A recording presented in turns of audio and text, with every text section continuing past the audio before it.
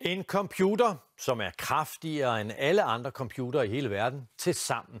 Det lyder nok mest af alt som en utopisk drøm. Men faktisk kan lige præcis sådan en supercomputer blive virkelighed. Måske inden for få år. En lille gruppe danske forskere er så langt med et såkaldt kvantefysik-computer, at private investorer er klar med investeringer i millionklassen. Chippen sidder hernede i køleskabet. Det er og udsender fotonerne en ad gangen. Måske ikke sådan lige til at forstå.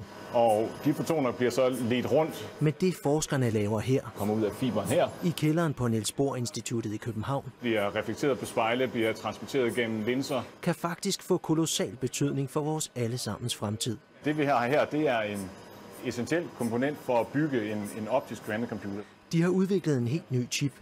Den sidder inde i apparatet her.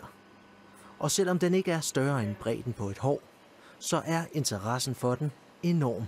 Kvanteteknologi er noget stort internationalt, og vi har en specifik teknologi, så du kan sige, at vi laver kvantehardware. Et kvantespring, det kender de fleste nok. Men kvantehardware og kvantecomputer er nok alligevel nyt for en hel del.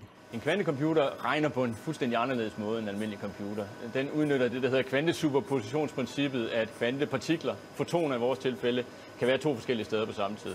To steder på én gang. Og kan man banalt sagt være to steder på én gang, så går det ikke overraskende langt hurtigere, end det plejer. Det kan almindelige computer ikke. Klassiske objekter, fodbold er ikke to forskellige steder på samme tid. Vores fotoner i vores eksperimenter her er to forskellige steder på samme tid. Det er dagligdag i vores laboratorium. Og det er derfor sådan en computer vil kunne regne så hurtigt? Præcis. Og velkommen til. Tak.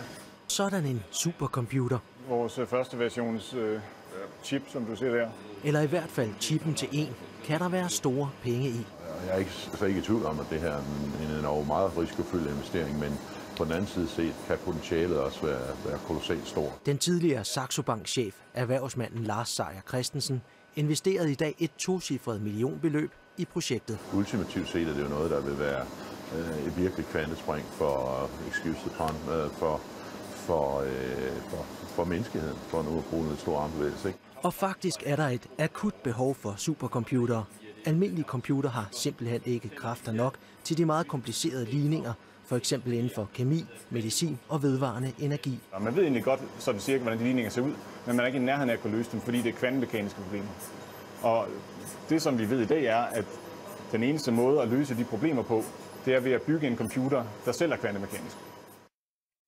Jeg er ikke helt sikker på, at jeg forstod det hele, men det er altså forventningen, at de første avancerede kvantecomputere de vil kunne tages i brug inden for 5 år.